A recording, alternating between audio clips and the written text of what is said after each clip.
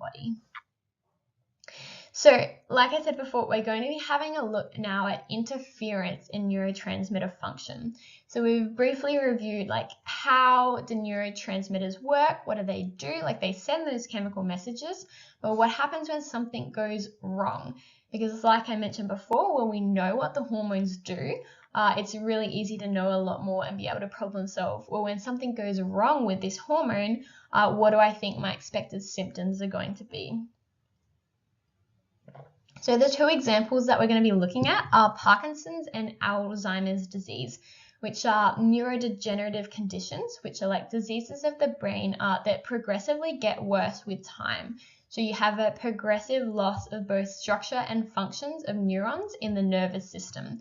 So in these conditions, the person's nervous system is actually quite like deteriorating. So they're losing a lot of like structure and function, which can be a very confronting thing to see, especially if you've had a family member suffering from these conditions. So the first one we'll be discussing is Parkinson's disease, which you may or may not be familiar with. The symptoms include like loss of motor control, which is most noticeable by the fact like they might have like a little tremor. That's starting to indicate that they're losing that like a bit of like their motor control. It can also result in like a depressed mood, decreased cognitive function. So for example, like impaired memory and reasoning and those like thinking, as well as difficulty sleeping. It can cause pain as well as like reduced facial expression. And now we're going to switch gears a little bit and think about like what's actually causing this. Obviously, these are quite complicated conditions and there's a lot of factors that go into them, but specifically using our knowledge of neurotransmission, we're going to be thinking what's going wrong in neurotransmission that might be contributing to this condition. So in the case of Parkinson's, the mechanism for motor loss is actually a loss of cells responsible for producing dopamine in the substantia nigra.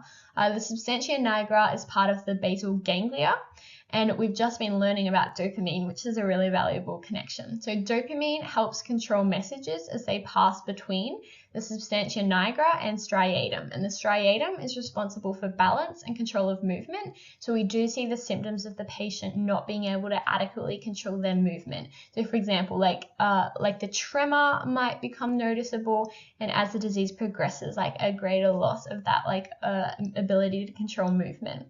And because dopamine, from our discussion on the previous slide, we also know that dopamine is implicated in movement. Again, those symptoms make sense. Treatment options, because the syllabus also does refer to treatment options. They include dopaminergic medications. So for example, a medication that gets converted to dopamine in the brain, like L-Dopa, or medications that like mimic the action of dopamine by acting on dopamine receptors, which links in really well with neurotransmission. Because if our problem is being caused by like issues with our dopamine, then medications that mimic dopamine or try and create more dopamine are going to hopefully help reduce the impact of this issue and reduce like the severity of the symptoms.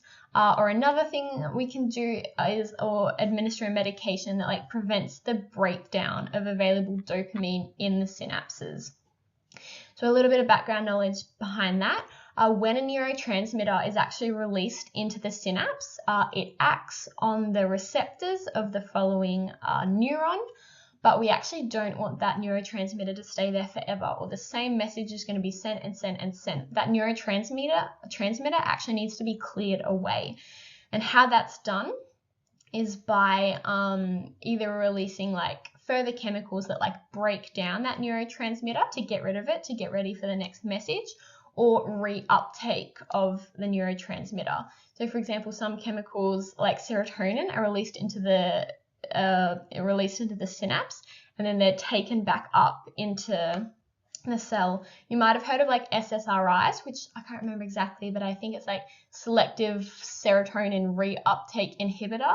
So the idea of that is we're saying, no, don't bring the serotonin back into the cell. Like I actually want to leave it in the synapse so it can continue to have an effect.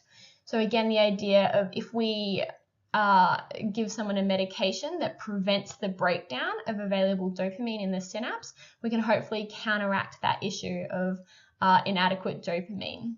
So that's kind of the thought process there. Other small things that you could discuss are just like exercise, diet adjustments, but also deep brain stimulation, which is a very like invasive procedure where electrodes are placed in the brain, or forced ultrasound therapy, where like ultrasound beams like target the thalamus. So there's a few different like treatment options, but again, Parkinson's is a very serious and complicated condition. And it's not quite as straightforward as we make it out to be here, but they still are options and things from a psychological perspective that we can consider.